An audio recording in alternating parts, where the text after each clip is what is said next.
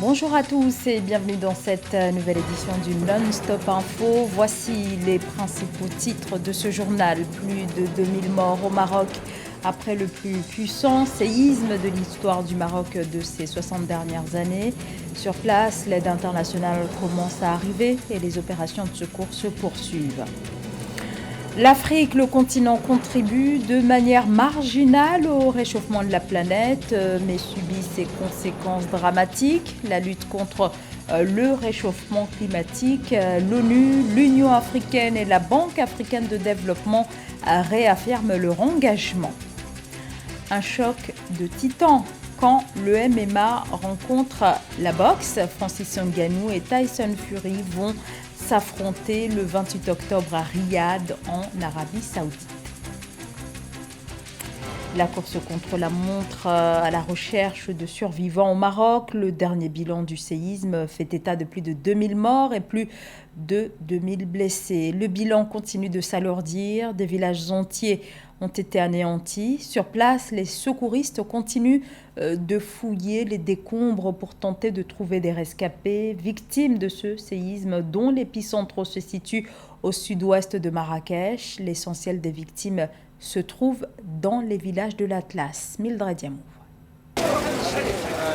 Plus d'un millier de victimes et des centaines de blessés. C'est le bilan provisoire d'un séisme d'une magnitude de 7 degrés sur l'échelle de Richter qui a frappé le centre et le sud du Maroc dans la nuit du 8 au 9 septembre 2023. Plusieurs bâtiments historiques, des routes, des voitures et d'autres biens ont été endommagés, sémant la panique dans les provinces et municipalités d'Al Haouz et de Chichaoua, non loin de Marrakech, de Taroudan, d'Ouarzazate et d'Azilal, selon un communiqué du ministère de l'Intérieur.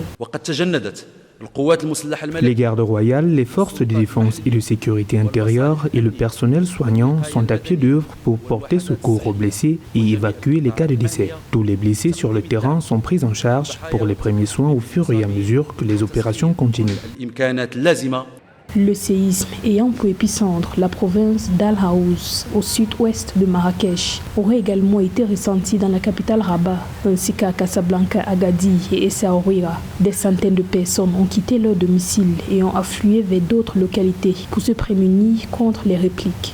Des messages de compassion affluent du monde entier. L'Union africaine, les pays membres du G20 réunis en sommet ce 9 septembre et d'autres membres de la communauté internationale indiquant leur soutien au Maroc. J'ai appris avec une grande douleur les conséquences tragiques du séisme qui a frappé le royaume du Maroc. J'exprime mes profondes et sincères condoléances à Sa Majesté le roi Mohamed VI, au peuple marocain et aux familles des victimes.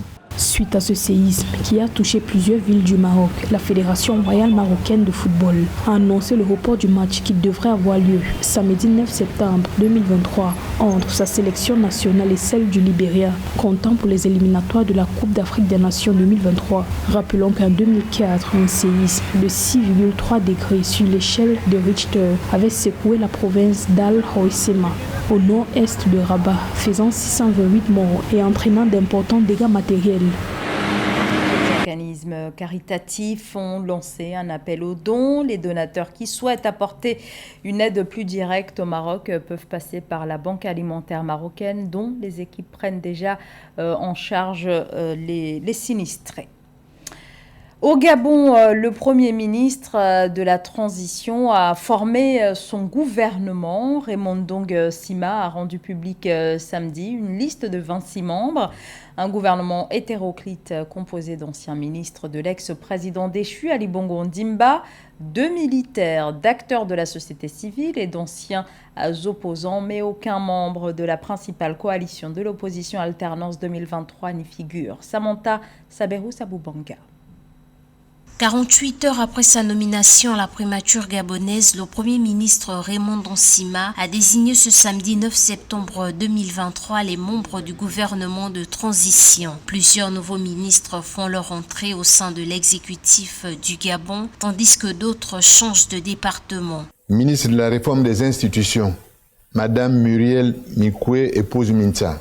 Ministre des Affaires étrangères, chargé de l'intégration sous-régionale et des Gabonais de l'étranger, Monsieur Régis Onangan Ndiaye. Ministre de la Justice, garde des Sceaux, porte-parole du gouvernement, Monsieur Paul-Marie Ngonju.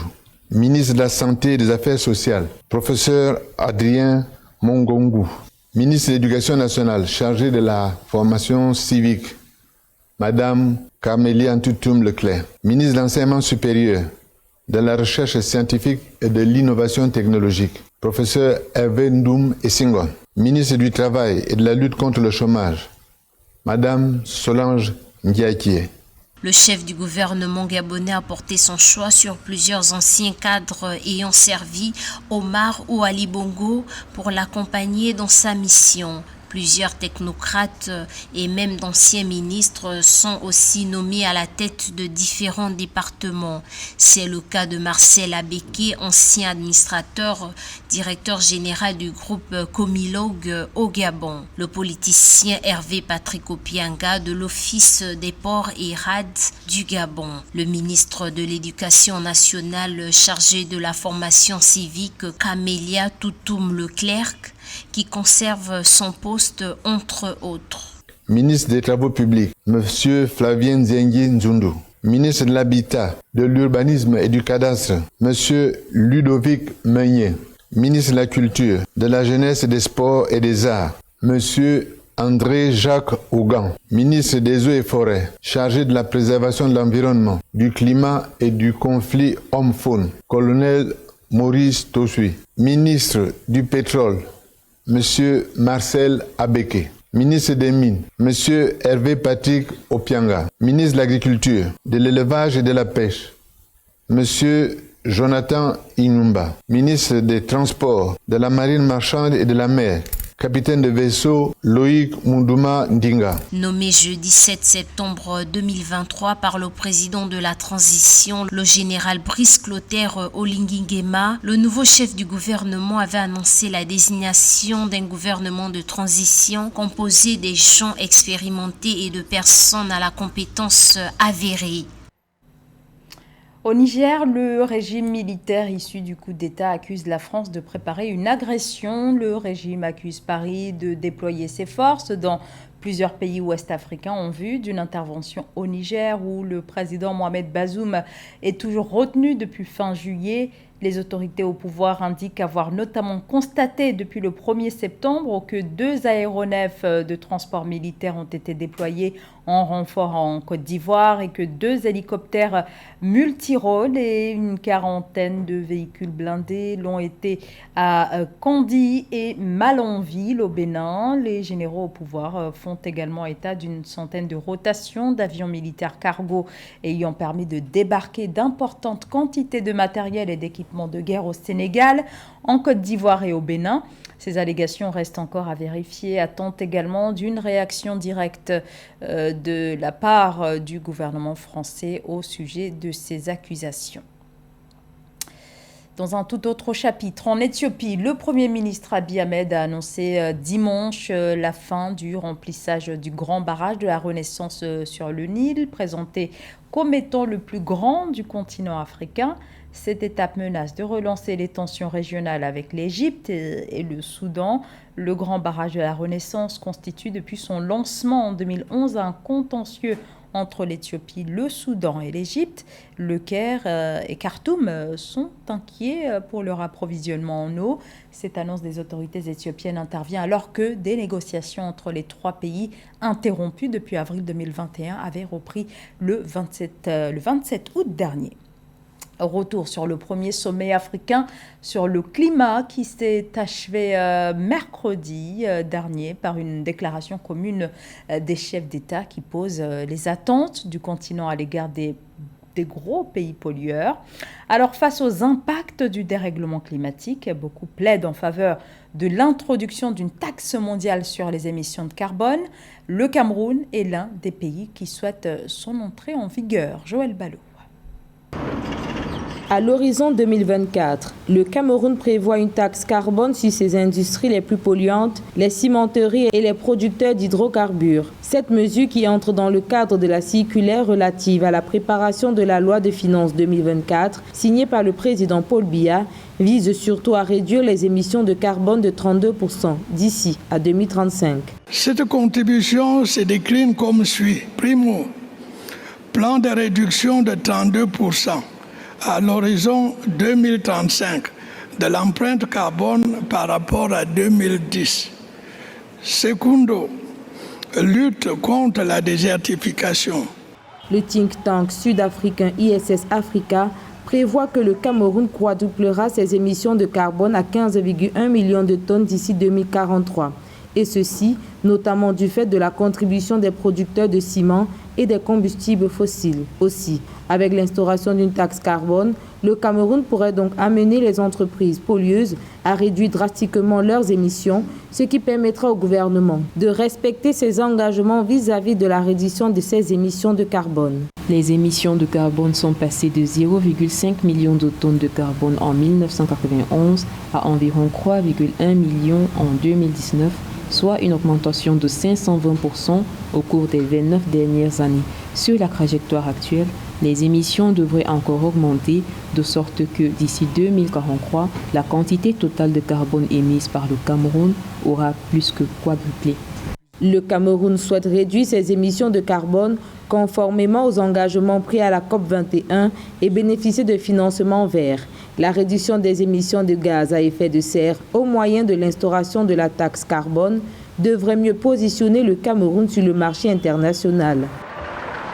L'Afrique n'est responsable que de moins de 4% des émissions mondiales de CO2, mais le continent est très affecté par le changement climatique. Les pays africains sont parmi les plus fragiles face au dérèglement climatique, déficit pluviométrique, sécheresse extrême et risque d'inondation figurent parmi les conséquences. La lutte contre les changements climatiques est donc mis au cœur de l'agenda des organisations internationales. Samantha Saberou Sabubanga. L'Union africaine, l'Organisation des Nations unies et la Banque africaine de développement ont annoncé le 8 septembre 2023 qu'elles allaient verser 200 millions de dollars à l'Afrique pour renforcer la réponse au changement climatique sur le continent. Cette initiative vise à soutenir les efforts des pays africains dans la lutte contre les effets néfastes du changement climatique et à la promotion des pratiques durables en matière d'adaptation et d'atténuation.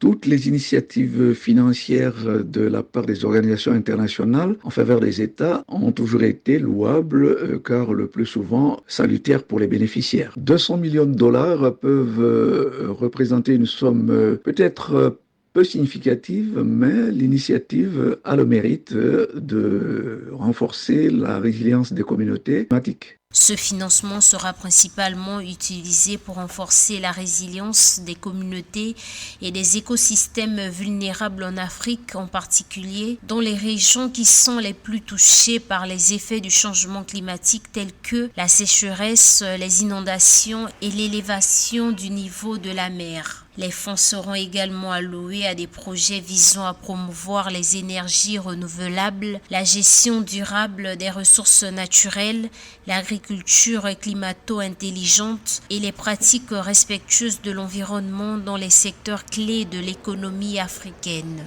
Cependant, une chose reste à redouter, c'est le mode de répartition au niveau des pays et ainsi que les critères d'éligibilité auxquels les États devront s'attendre. L'Afrique est l'un des continents les plus touchés par le changement climatique, bien que sa responsabilité dans les émissions de gaz à effet de serre soit relativement faible. Le financement aidera à mobiliser des ressources supplémentaires pour renforcer la capacité de l'Afrique à faire face aux défis du changement climatique tout en soutenant son développement durable et en préservant la richesse de ses écosystèmes uniques. De la boxe maintenant avec cet affrontement très attendu et qui promet un face-à-face le 28 octobre prochain en Arabie Saoudite. La star du MMA, le Camerounais Francis Ngannou, face au Britannique Tyson Fury, champion du monde de boxe. Et pour ce combat, Francis Ngannou est coaché par une légende incontestée de la boxe, l'Américain Mike Tyson. Christian Jimadeu. Francis Ngannou progresse dans la préparation du combat contre le boxeur britannique Tyson Fury. Dans une vidéo publiée sur Instagram par son coach de circonstance, la légende Mike Tyson, le boxeur camerounais est à l'apprentissage du pick et bout, la fameuse position défensive des mains. Les mains sont placées devant le visage, le combattant tient ses gants près de ses joues et serre ses bras contre son torse afin de protéger sa mâchoire et son buste.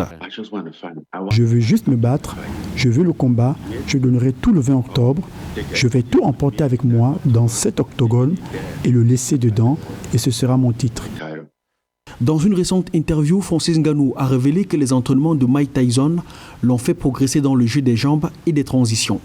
Même si les détails de cette collaboration entre Francis Ngannou et Mike Tyson sont peu connus, le Predator estime qu'il progresse. Sur le combat, il s'agira de la boxe anglaise comme Francis Ngannou l'a toujours voulu depuis qu'il est agent libre. Le nombre de rounds n'est pas encore connu, mais cela devrait être au-delà de 8 selon certains spécialistes. Je sais que beaucoup de gens me donnent juste une chance, se disent que si je me connecte au hasard, je vais gagner. Je travaille aussi au cas où nous devrions arriver à une décision de l'arbitre.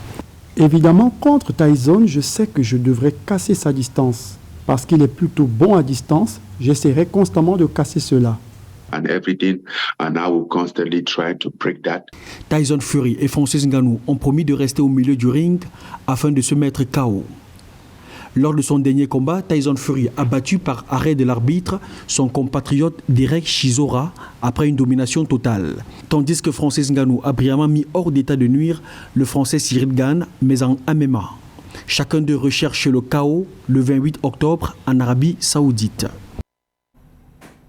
Et c'est la fin de ce journal. Merci de nous avoir suivis. L'information continue sur Africa 24.